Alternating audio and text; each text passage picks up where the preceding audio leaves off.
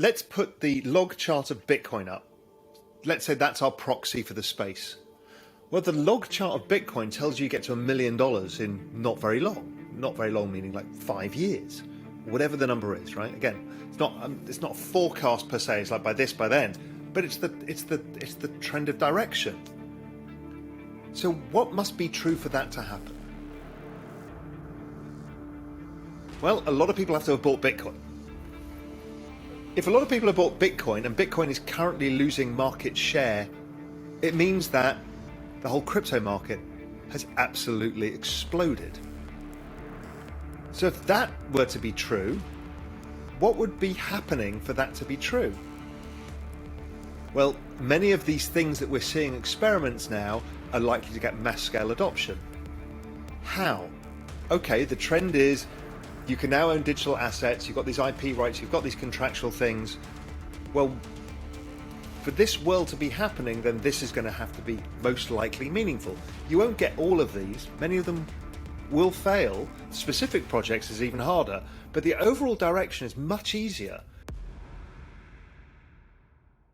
So in a exponential asset, much like Amazon stock, which is and Facebook stock, you start early stage of adoption with high volatility because you don't know if it's going to succeed.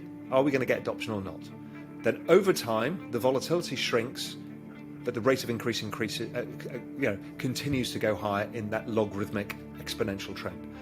So to understand all of this, you just need to put up log charts of everything, and everything looks normal then. Same as it does for Google, Facebook, Amazon, Apple, Tesla, they're all the same. And they're all network effect businesses. Even though you don't know what the network effect of Tesla is, there is network effect that's built into that stock. So now we are down 50%. 2 standard deviations oversold versus that logarithmic trend, which is normally where the market turns around. So this should be normal price action within the trend. So that's telling you should be more leaning forward and saying, okay, I'm looking for the low. Is it here? Is it a bit lower? Blah, blah, blah. And I think we reached that low. Again, it's very much like equities. It's probably 60-40, maybe 70-30 in the case of crypto that we reached that low. So why? What is the next accelerant? Well, we know there's more adoption from institutions, governments, and everything else. What's happening geopolitically is another adoption factor. So that's interesting in itself. If you don't own assets, you need to own an asset that nobody has a claim on. Bitcoin and all of crypto, there are no claims. So you own it. And it's proven ownership, and you can store it. So that makes it very attractive for people who see what's going on, good actors and bad actors, to say, okay, I need this. Now, blockchain's not very good for bad actors because you can trace everything that everybody does, but it means that you're out of the system. So that is pretty powerful.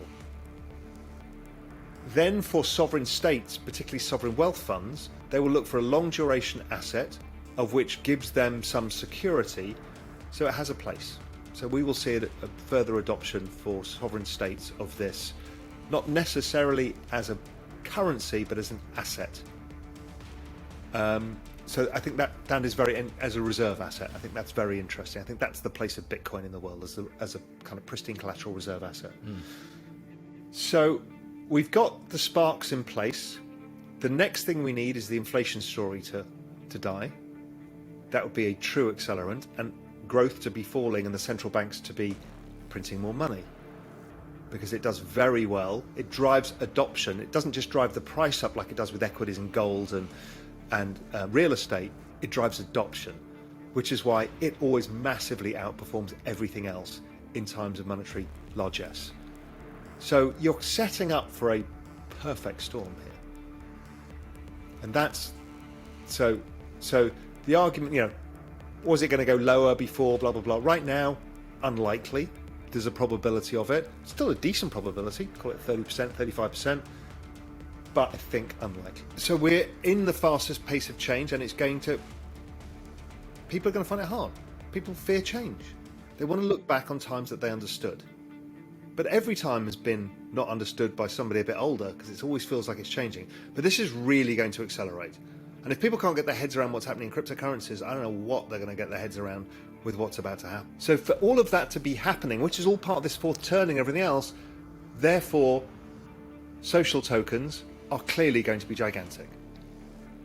Why would you not, if you were the world's largest pop star, take the intangible of brand and community? Why would you not turn it into a tangible of a token?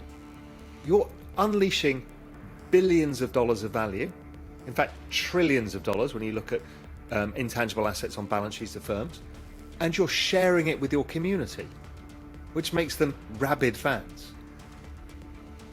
So then you have to argue with yourself, okay, the probability is so high because the incentives are so aligned, what could be true to make it not happen? And I can't find a good reason outside of regulation, but it's going to be very hard to regulate supporters of football clubs. These are average people. You're giving them a chance. You're giving them an asset that they can own, that's not nosebleed valuations, that they can develop and they can help grow. So the political backlash of trying to stop this is too big. So that's what living in the future is about, is for this to be the case, and what must be true for that to happen. So that bond chart, if you live in the future, you extrapolate that trend, you are cognizant of the fact that the trend will break at some point. And maybe, as some people suggest, it just trades sideways and we've had the low. But what it tells you is a lot of things about debt, demographics, disinflationary trends, technology, and therefore you can extrapolate several things going out. You know, the future tells you the probability is that the economy weakens fast and therefore bond yields don't break out. If that is the case, therefore the ongoing exponential trend in exponential age stocks, i.e. these network effect stocks, will continue, because inflation is the only killer of those. And if inflation is not going to be the problem, so it gives you lots of ways of living in the future by extrapolating out with probabilistic frameworks, and of which things can change, and that's okay too. And then you have to change your ideas.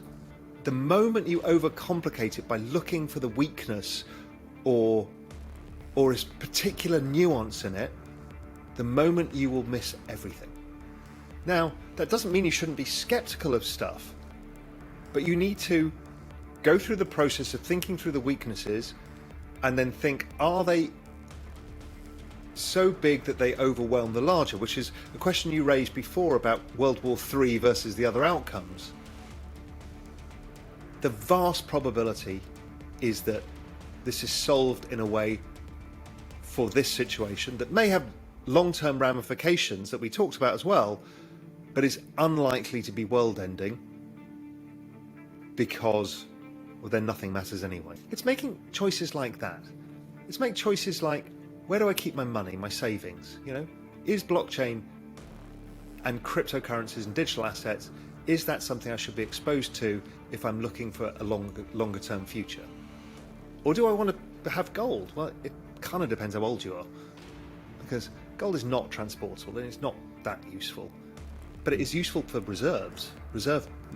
sovereign reserves and stuff like that. Of course it is.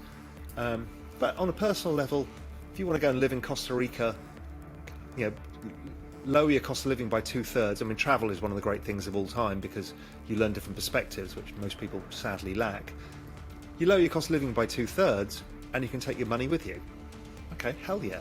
So now you've got the internet connection, you can do your job, and you've got your system of hard currency. Yeah, it's volatile in the short term, but for your savings assets, okay, you're now set up. You're now as what they refer to as a sovereign individual.